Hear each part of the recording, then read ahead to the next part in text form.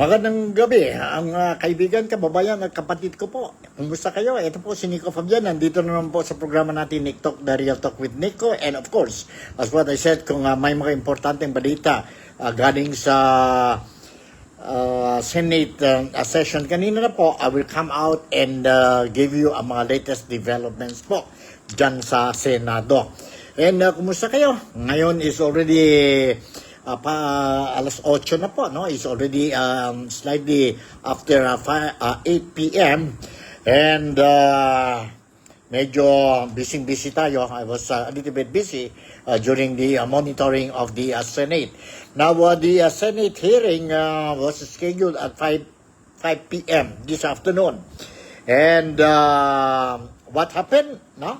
We are expecting fireworks in the Senate, but what really happened po is ganito. Ganito. I will inform you ano nangyari sa 5 p.m. schedule ng Senate. The last week, you noticed that the SB 11 or the minority bloc, they walk out from the session, no? And the senator or the Senate president was forced to adjourn this session.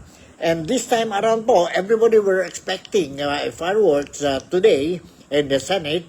But you know what happened? Dumating ang mga brave or SB 11 or minority bloc members. They arrived at 5 p.m. to attend the Senate session.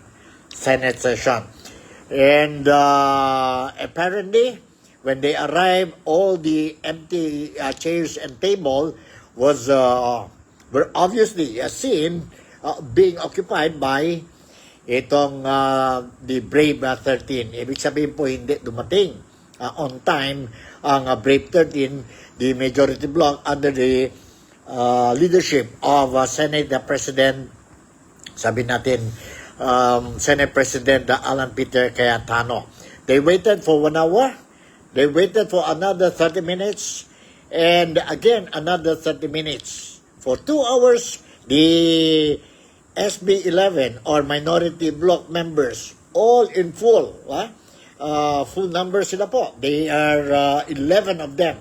We have Senator Tito Soto, Senator Ping Lacson, Senator Antoveros, Riza, we have Senator Bam, we have Senator Kiko Pangilinan, we saw Senator Lapid, we saw the two brothers Tulfo, Erwin and Rafi, we saw Mig Subiri, Senator Mig Subiri, and sino pa yun, si Senator J.V. Ejercito, and of course si Senator Win Gatchalian. All of them, 11 of them, at exactly 5 p.m., they were inside the plenary hall. No? Waited for 1 hour, waited for additional 30 minutes, plus additional 30 minutes at the end of the day po. Hindi dumating. No show from the members of Brave 13. What does it mean? What does it, how do you take it? Is it a boycott? Is it, sabihin natin, something that they did in maybe revenge or what, no? For what happened during the time or last week po when the 10 of the minority bloc, no? Minority bloc walked out from this session last week. No? But I don't believe that there was a intention. Really intention po not to attend. That's how I look at it. Because po of the earlier sabihin natin updates or developments that happened. You know already that Senator Jinggoy Estrada last week was issued with the warrant of arrest. But this warrant of arrest was bailable and he paid 90,000 pesos po for his temporary liberty. And of course, expected din that the Sandigan Bayan will issue another warrant of arrest, non-bailable this time po, non-bailable po, no? To Senator Jinggoy Estrada, and it really happened po. It really happened today po, no? Today. So there was a issue of warrant of arrest to Jinggoy and Senator Jinggoy Estrada. Finally, with a humble heart and a very fixed on mind niya po that he is not guilty, he voluntarily surrendered to the members of the CIDG. And it was headed by Secretary John Remulla, dyan mismo po sa Senado. Dyan mismo po sa Senado, but before the session po. No? Before the session. And before he surrendered, he gave a press statement, a press conference, and gave his reason. Gave his reason po bakit, why he decided to voluntarily surrender po and make clear his stand. Ang stand niya po as an elected politician, as an elected senator po. Let's watch again ang statement made by Senator Jinggoy Estrada during the press conference. Nandito po. Let's listen to this. Okay. He said he received already the warrant of arrest, and nandito po ang statement niya. The warrant of arrest issued against me by the 5th Division of the Sandigan Bayan. Nais ko lang pong bigyan din ng mga bagay nito. I will remain firmly with the majority bloc under the leadership of Senate President Alan Peter Cayetano. Hindi ako matitinag sa anumang pagdilipit, pananakot, political maneuvering para talikuran ang aking paninindigan. I will not yield to threats. I will not be intimidated. I will not be pressured into surrendering my independence of judgment.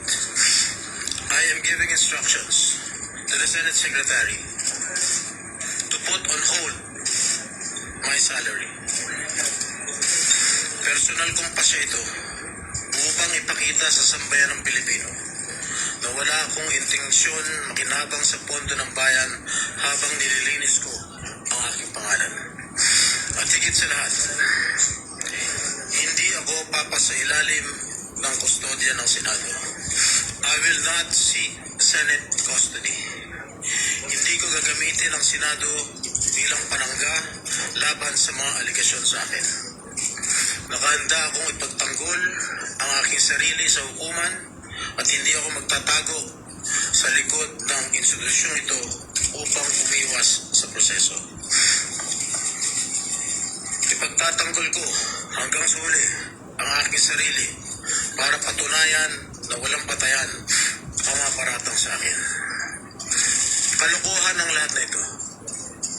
Mismo ang Senate Legislative Budget Research and Monitoring Office o yung LVRMO ang nagsabi sa ombudsman na wala silang anumang dokumento o record na nagpapakita na ako ay nagpasok ng anuman insertion sa 2025 national budget. Ang mahalagang impormasyon nito ay kinilala pa mismo ni dating Senate Blue Ribbon Chairman Senator Panfilo Lacson bilang isang makabuluhang ebidensya na sumasalungat sa mga aligasyong binabato laban sa akin. So how can the office of the Ombudsman file a plunder case against me when I am not even alleged to be part of or the mastermind of the supposed scheme? Wala po akong kinalaman dyan. Ngayon ko lang po isasang publiko ito. Maraming beses po ako inalok na talikuran ang independent majority bloc kapalit ang pagbabasura sa aking kaso. Ngunit, hindi ko po ito tinanggap. Mas nanaig ang paninindigan ko na ako'y manatili sa hanay ng mga kasamahan ko sa independent majority bloc. I stand my ground. Ngayon kung tatanungin niyo kung sino sila, abangan ninyo ang susunod na kabanata. I stand my ground because what is at stake here goes far beyond my personal circumstances. What is at stake here is the independence of the Senate. This institution must never become vulnerable to external pressure. It must remain free from political coercion, free from undue influence, and free from any scheme designed to weaken its constitutional role as a co-equal and independent branch of government. If this is the price I must pay for the decisions I have made and the principles I have chosen to uphold, then I am prepared to face the consequences, however difficult they may be, especially for my family. I will not be broken by accusations, nor will I yield to political pressure. I will meet these charges head on, defend my honor through due process, and place my faith in the truth. I will be proceeding now to the CIDG to voluntarily surrender myself. Maraming salamat po. Okay, yun po. Narinig natin ang statement made by Senator Jinggoy Estrada po, no? And many believe and salute him for he's a man with principle po, no? If only he's thinking about himself, kung sa sarili niya lang po, no? Ang dami na po, almost every hour na po, somebody is calling him and saying, just leave the majority bloc and you won't have any problem in your case. Yung mga cases na po, graft and plunder cases po. Now he is confronting. So sabi ng mga tao po, no? Na saludo sila po dahil may prinsipyo po si Senator Jinggoy Estrada. So sa ngayon, nasa kustodiya na siya po ng authorities, ng mga police, and of course, he will be under the custody. Diyan po sa, if I'm not mistaken today, he will be sleeping sa Camp Crame po, no? Sa Camp Crame. And let me share you another video clip. Another video clip po kay Senator Jinggoy Estrada during the surrender po inside the premises of the Senate. And si Senate President Alan Peter Cayetano requested Secretary John Vic to arrest him outside the premises, konting respeto daw po sa Senado. Not for him as a Senate President, but for the institution. For the institution po. Let's watch and listen to this video clip po. Mayroon dito po. Para sa inyong lahat. Okay, nandito po. This is exactly what happened dyan po sa loob ng Senado during the team of John Vic Remulla came in to arrest or to serve the warrant of arrest to Senator Jinggoy Estrada.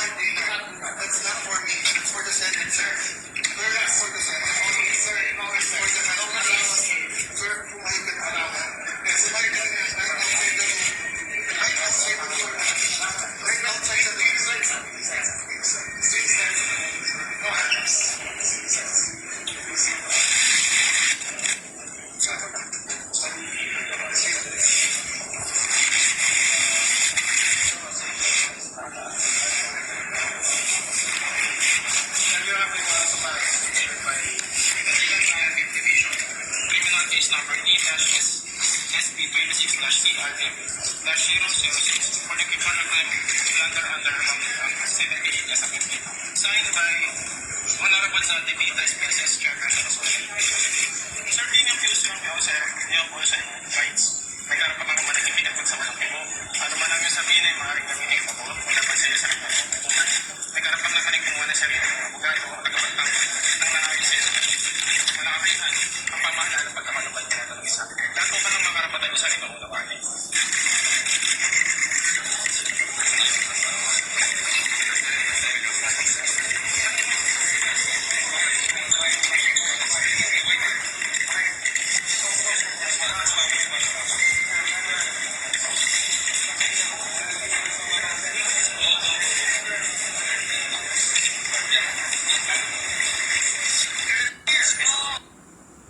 Alright, yun po, narinig natin si Senate President Alan Peter Cayetano.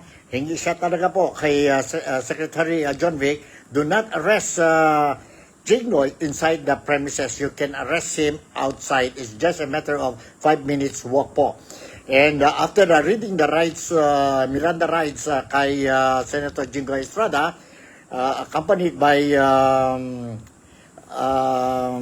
SP Cayetano together with Senator Amy Marcos and of course Senator Rodante Marcoleta together with the arresting team and Secretary John Vic Remulla. They went out po and he was not handcuffed.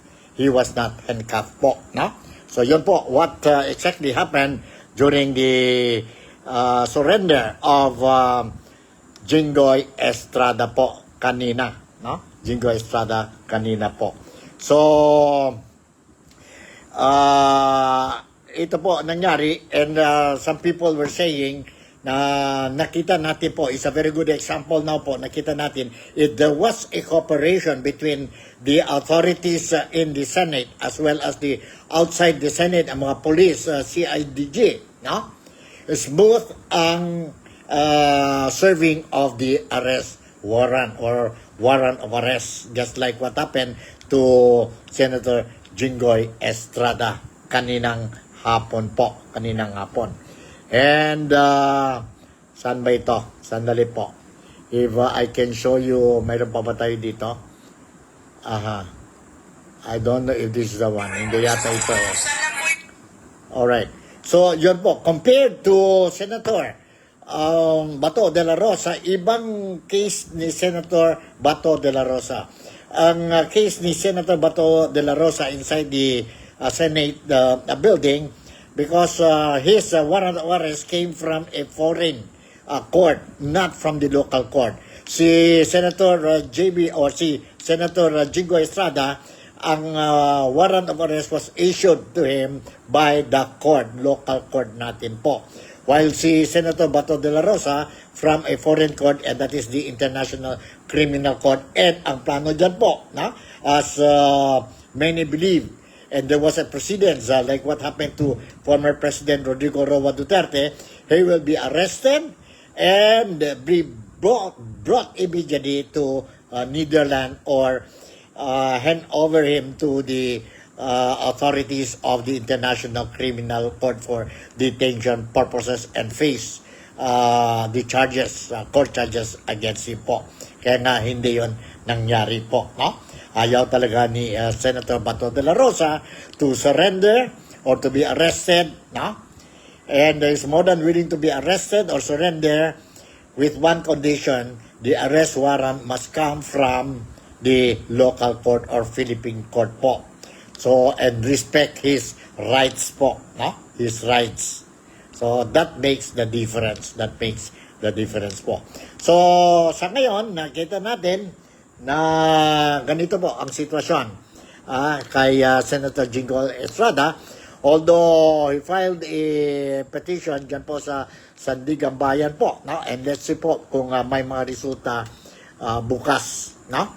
Kung ano ang comment ng Sandigan Bayan po, no? Ng Sandigan Bayan. So what is, I think this is also one of the reasons why medyo naging busy talaga ang Brave 13 o Block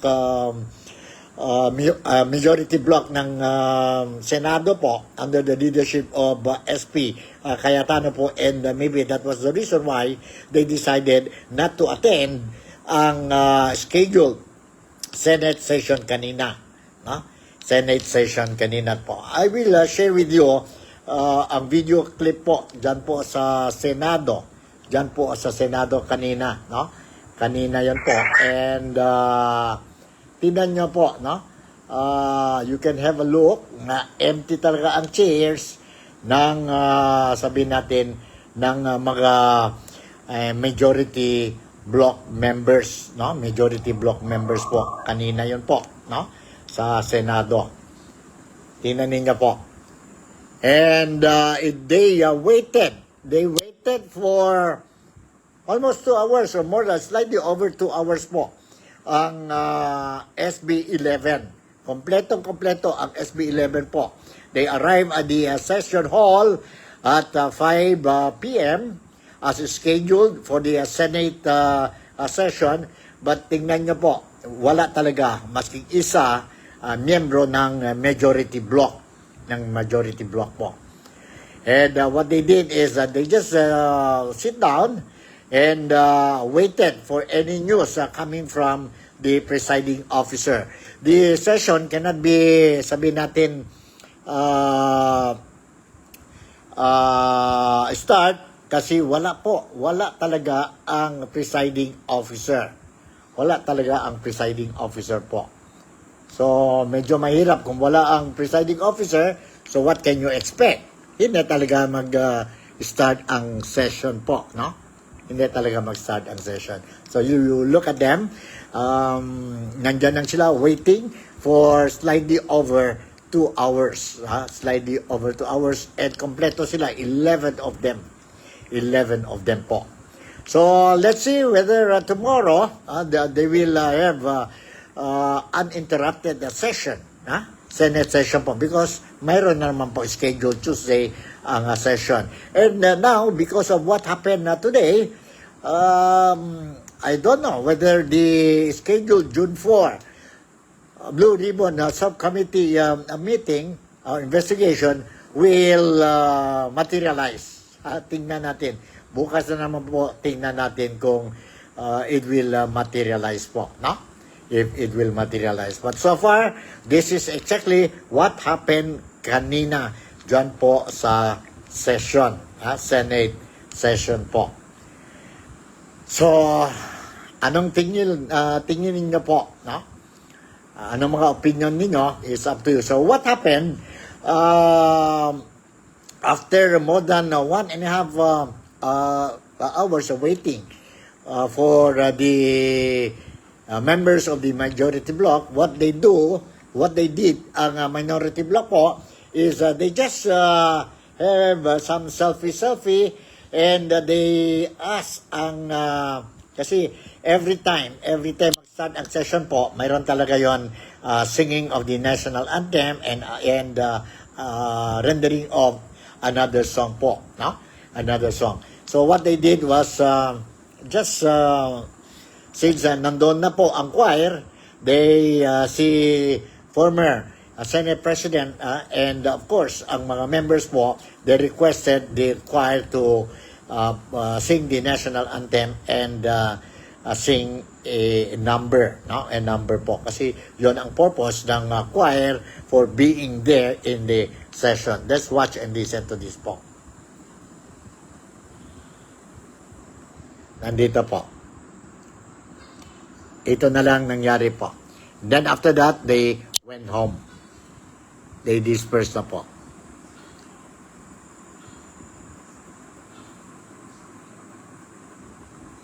Hold on. Medyo ano tayo, sandali po. Hold on. Okay, nandito po. Let's watch and listen to this.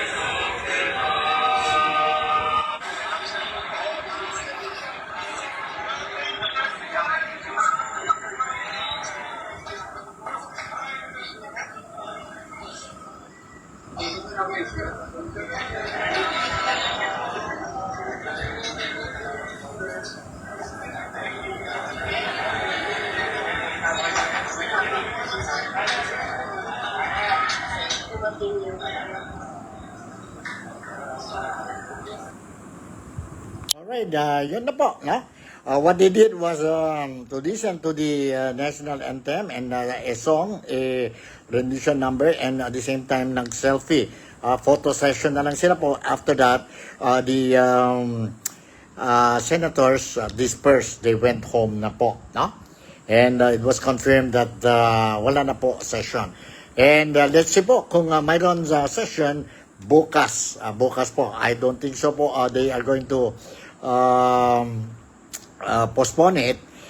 There's no reasons anymore po, no? Siguro kanina dahil sa sitwasyon ni Senator Jinggoy Estrada, busy-busy ang mga senador po to, of course, they will not leave behind ang member nila po because even Senator Jinggoy Estrada said, I am going to remain to be a member of the minority bloc, no?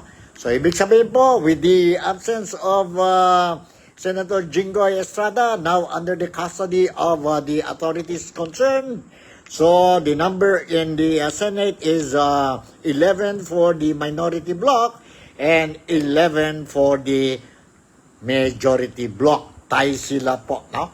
But of course, change of leadership, wala po. Wala po, change of leadership. Because there will only be a change of leadership if they have the number, or si Senator Soto has the number of 13 senators. But so far, they do not have that number. 11 against 11 po. The only obstacles that the majority bloc will face is that pagdating sa voting, no? When passing of the bill and if it will be divided, then voting po medyo mahirapan din po ang sabihin natin majority bloc. And majority floor leader po, no? Wala pa din po, ha? Walang majority floor leader, and most likely kung ang majority leader will go to the minority bloc po, so medyo konting problema na naman yun po, no? When it comes to passing of bills, motions, no? And ano pa? That is really the situation now in the Senate. Some people were saying stand off in the Senate. Some people say boycott in the Senate or what. So, in other words po, we are not, I don't think so we are facing a political crisis. I think we are facing a Senate crisis ngayon po dyan sa Senado, but not a political crisis in the Philippines po. In the Philippines. Ha? So, yon. And, ano pa ha? Let's see what will happen tomorrow. And mayroon din mga notisya po. Narinig natin rumors that the next next after Jingo Estrada will be Joel Villanueva, who will be issued with warrant of arrest. Let's watch and listen to this statement earlier made by Senator Joel Villanueva po. Hold on po, sandali. Next in line daw ito po, no? Next in line daw ito si Senator Joel Villanueva to be issued with arrest warrant or warrant of arrest. Let's watch and listen. Hanggang paulit-ulit na lang. Ilang beses na po tayong idinadawit. Una sa mga budget hearings, BICAM na, tapos sa GAA, ngayon naman daw po nasa unprogrammed funds. Sino po ba ang may kapangyarihan sa unprogrammed funds? BBM? DPWH, Speaker, Senate President, o mismong Presidente? Hindi po tayong nagpasok sa unprogrammed funds at madali pong patunayan yan. Lahat ng ginagawa natin, verifiable. Ang mga ebidensya na ibinabato sa atin, hanggang ngayon wala. At hanggang ngayon, nagkakalap. Ang ordinaryong senador po, wala pong ganyang kapangyarihan. Lahat na lang po, kapag Bulacan daw, kay Joel yan. Flood control, lahat po ng opisyal na sangkot nagsabi na wala po tayo o si Joel Villanueva na kinalaman doon. Kickback daw po na tumataginting na 30%. Ni kontraktor o proyekto, wala din pong maipakita. Ano to? Para bang basta na lang po ako gagawin na punching bag? Sa mga kababayan ko po sa Bulacan, huwag po tayong magpapadala sa mga nanggugulo at nagpapakalat ng fake news. Simula pa lang, ang dami na pong kwento. Mula sa budget insertion di umano, ginamit lang tayo at dinaan dun sa Bulacan, hanggang sa naging BICAM, hanggang insertion sa BICAM, tapos contractors, litrato sa cellphone, tapos paulit-ulit sabi gaa-gaa, at ngayon ang program. 10 beses na po nagbago ang paratang. Pero iisa lang ang katotohanan. Lahat po ito walang laman. Photoshop at narinig daw di umano. Klaro po sa akin, sindikato may interes sa 2028, may gustong sumikat, at ako raw po ang gustong ialay bilang sacrificial lamb. Huwag po nating kalimutan, nag-umpisa po itong lahat ng ito noong yung name that cannot be mentioned, eminensyon ni Joel Villanueva, si Saldico, na naglagay ng napakaraming congressional insertion, lalo na sa ating lalawigan sa Bulacan, noong 2023. Dahil po sa pagkakadawit ni Zaldico, nag-umpisa na ang pagkasira at bato ng putik sa ating pangalan. Tama na, sawa na po tayo sa paratang na walang pruweba na hanggang ngayon hinahanap pa ang ebidensya laban sa atin. Alright, yun po, narinig natin si Senator Joel Villanueva. And apart from him, also talks filing of cases, build up cases po kay Senator Rodante Marcoleta. We have building up of cases kay Senator Bongo. We have upcoming cases, building up cases kay dalawang Villar, that is Senator Mark Villar and Senator Camille Villar. And of course, mayroon din plan to file case against Senator Ruben Padilla. And of course, because of what happened last May 13, dyan po sa Senado, si Senate President Alan Peter Cayetano will be investigated po. Who knows, it will be another case against him. So, karamihan ng mga Filipino, you cannot blame on them po, Karamihan mga Filipino, they have this, they entertain this thinking that if you go against the government now, then you have to be ready to dance with the music.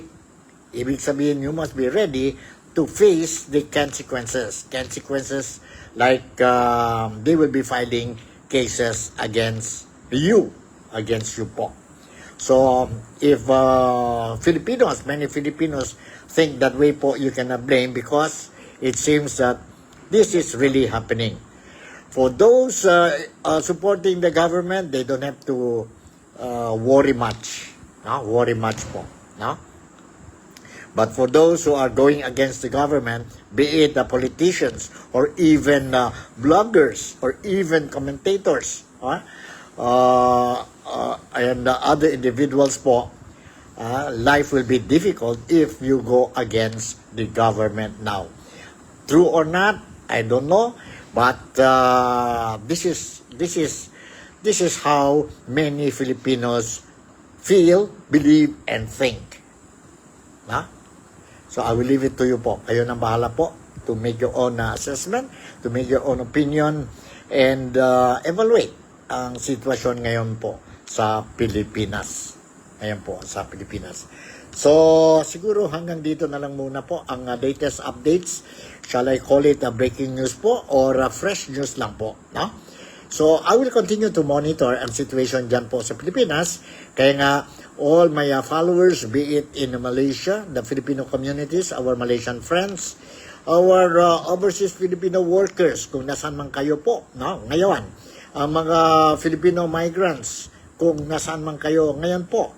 And of course, to all my kababayan, kaibigan at kapatid ko po dyan po sa Pilipinas, ingat lang tayo po and let's pray.